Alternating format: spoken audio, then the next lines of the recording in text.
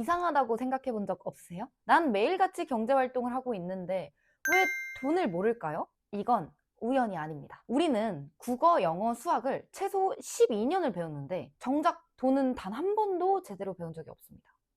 근데요, 사실 이건 단순한 실수가 아닙니다. 배울 수 없는 구조로 되어 있기 때문이죠. 오늘 영상에서는요, 우리 아이가 경제 지식이 없는 이유와 그 해결 방법까지 이야기를 해보겠습니다. 끝까지 보시고 우리 아이에게 평생 가는 경제교육 만들어주세요. 지금 우리 사회는요, 경제교육을 못 받게 되어 있는 구조입니다. 그래서 아이들뿐 아니라 어른들까지도 돈 앞에서 흔들리는 경우가 많죠. 왜 이렇게 되는 걸까요? 제가 생각했을 때 일단 첫 번째 이유는요, 학교 구조상 경제를 제대로 가르치기가 어렵다 입니다. 일단 오해는 하지 마세요. 학교나 선생님들이 부족하다는 얘기는 절대 아닙니다. 학교는 정해진 교육 과정을 기준으로 지식을 전달하는 곳이에요. 그리고 선생님 역시 그 교육 과정을 정확하게 전달하는 역할을 맡고 계십니다. 그러니까 이건 잘못이 아니라 저는 역할의 차이라고 생각을 합니다. 근데 경제는요, 정답이 있는 과목이 아닙니다. 개인의 환경, 성향, 혹은 사회의 변화 이런 것 등에 따라서 다른 전략을 세워야 하거든요. 그러니까 사람마다 다르고 상황마다 다르고 시대마다 다르다는 거예요. 그리고 경제는요, 직접 경험하지 않으면 절대로 체화되지 않습니다. 그런데 이걸 교과서로만 가르친다? 불가능하겠죠. 혹은 교실에서 경험을 기반으로 가르친다?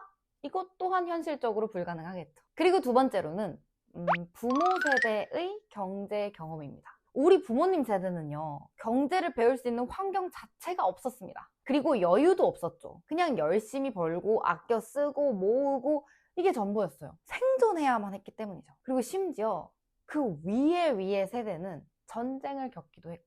그렇게 경제교육은 대물림이 되기 시작하고 여전히 저희 부모님 또한 이런 식으로 말씀을 하세요. 빚은 무조건 나쁜 거다. 주식은 위험하다.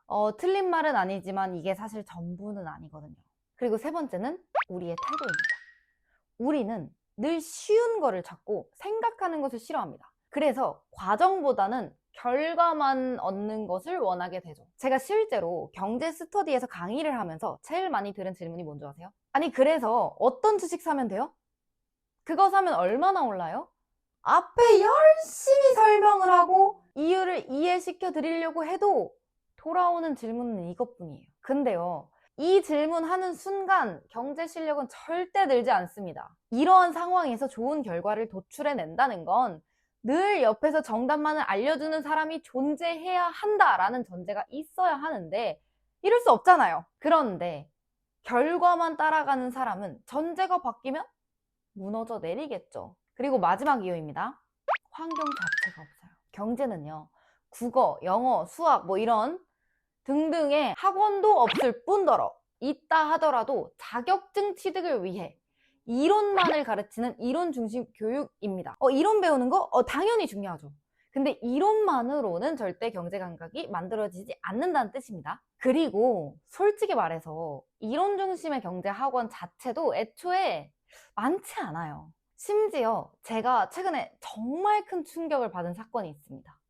제가 이걸 말하면 너무 비난하는 거 아닌가 하는 것처럼 들리실까봐 좀 걱정되긴 하는데 이 영상을 보시는 분들이라도 인지는 하셔야 될 것 같아서 제가 용기를 내서 말씀을 드립니다. 최근에 제가 유아 경제 책들을 좀 많이 봤는데 경악을 금치 못했습니다. 저축하세요? 절약하는 착한 어린이? 이런 등의 말만을 계속 반복하더라고요. 경제에 대해서 공부를 하고 있는 저로서는 조금 기괴하게 느껴질 정도였달까? 이런 말들이 아직까지도 강조되어 있다라는 게 좀 제 입장에서 좀 아쉽더라고요. 그리고 경제에 관한 개념들 또한 뭔가 쉽게 원리라던가 가정이라던가 이런 발현된 이유 등을 설명하기보다는 정의를 좀 나열하는데 조금 더 치중이 되어 있다라는 느낌을 좀 받아서 아이들이 이걸 잘 이해할 수 있을까? 혹은 재미를 느낄 수 있을까? 싶은 부분이 좀 걱정이 되긴 하더라고요. 예시는 더 놀라웠어요. 돈이 없어서 대학을 못 갈 뻔했는데 아버지가 어렸을 때부터 은행에 적금을 들어놔서 겨우 대학에 들어갈 수 있었다. 너무 좋았다. 너무 대단하다. 이런 예시가 나와 있더라고요. 그러니까 이게 경제를 어린이들한테 알려주기 위한 책이라고요. 그러니까 그냥 가난했고 그냥 모아서 대학을 갔고 그렇게 다시 가난해졌습니다. 그냥 이거잖아요. 그러니까 돈이 어떻게 만들어졌고 이 돈을 어떠한 시장에서 어떻게 굴려야 하는지 이런 건 어디에도 나오지 않더라고요. 그냥 저축만을 좀 강요하는 유아 대상 경제책들이 있다라는 게 아직도, 그리고 그게 생각보다 많다라는 게 좀 걱정이 되더라고요. 그러니까 이걸 보고 자란 아이가 돈을 잘 다룰 수 있을까요? 저는 아니라고 생각해요. 아이들은 돈을 쓰는 법만 배우고 다루는 법은 배우지 못한 채로 성인이 될 수밖에 없는 거죠. 그게 현재 지금의 저희들이고요. 여전히 현재 아이들도 진행 중이겠죠. 그럼 어떻게 해야 할까요? 저는 방법은 어렵지 않다고 생각해요. 일단은 학교가 못해주는 부분은 가정이나 환경에서 채워야 합니다. 뭐 역할놀이라든가 상황 만들기, 선택 경험 주기 등 가정에서 할 수 있는 거 엄청 다양해요. 이에 대해서 제가 조금 더 구체적인 방법을 알려드리기 위해 따로 영상을 한번 시간을 내서 제작을 한번 해보겠습니다. 그다음에 두 번째로는 부모 세대 한계는 어떻게 해결하면 좋을까요? 우선 경제를 배울 수 없는 환경이었다는 걸 좀 인정을 하는 게 중요하고요. 그리고 사실 지금이라도 빨리 경제 공부를 해가지고 아이한테 알려주는 게 가장 좋긴 하죠. 근데 사실 일하고 집안일 하면서 뭐 또 공부까지 하라는 건 사실 너무 좀 가혹하잖아요. 그러면 구조를 바꾸는 거죠. 가르치는 구조가 아니라 같이 배우는 구조로 가라는 겁니다. 엄마도 같이 해볼까? 엄마도 모르겠는데 같이 찾아볼까? 이 한마디만으로도 저는 아이의 경제사고를 만들 수 있다고 생각합니다.